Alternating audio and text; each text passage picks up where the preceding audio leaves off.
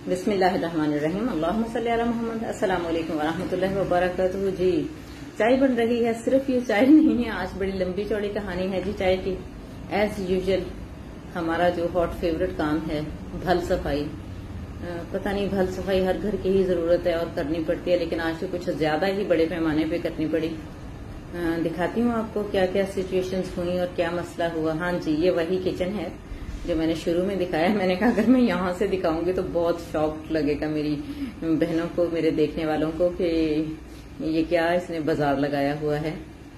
हाँ जी, यहाँ पे जी कुकिंग रेंज पड़ी हुई थी और उसके पीछे बहुत सारा घट्टा मिट्टी जो आंधियों का था, गर्मियों का इकट्ठा हुआ था, वो हम उसको निकाल के साफ ही नहीं कर सके थे। असल में वो काफी हैवी वेट होती है तो निकालनी भी थोड़ी मुश्किल होती है। जब उसको निकाला तो उसके पीछे से तो ठीक ठाक माल बरामद हुआ, ठीक ठाक उसमें जो था ना मवाद जमा हुआ था।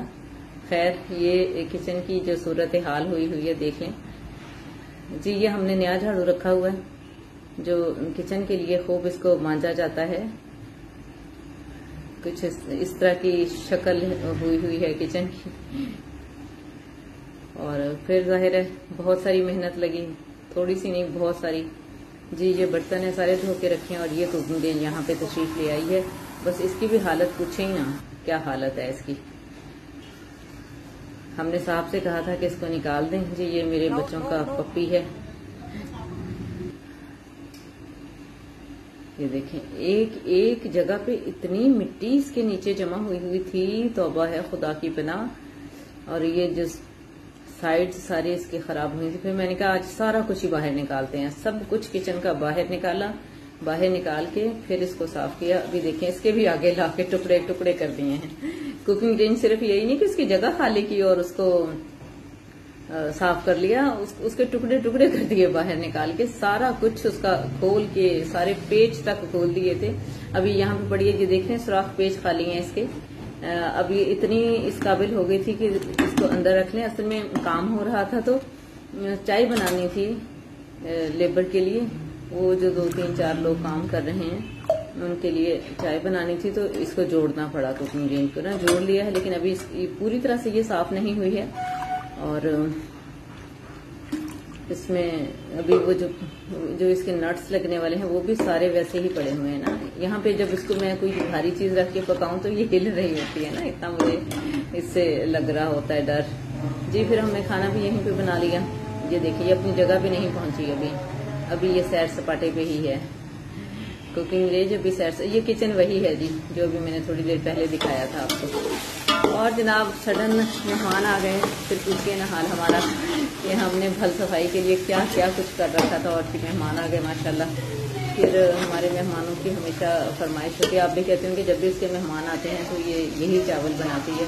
यकीन कीजिए, जैसे किसी ढाबे के चावल माशाल्लाह मशहूर हो जाते हैं ना, इसी तरह से हमारा जो चिकन पुलाव है वो माशाल्लाह माशाल्लाह इतना मशहूर है कि मेहमान घर से चलते वक्त ही कह रहे हैं आ रहे हैं जी चिकन पुलाव बना लें।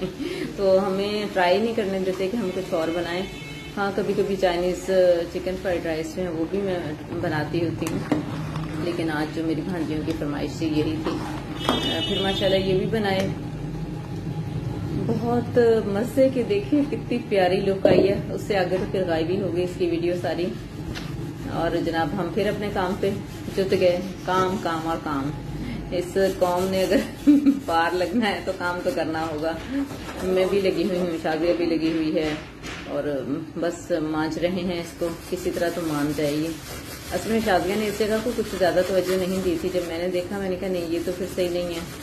ये मैं शुरू होगी, फिर जाहिर है उसने भी मेरे साथ किया।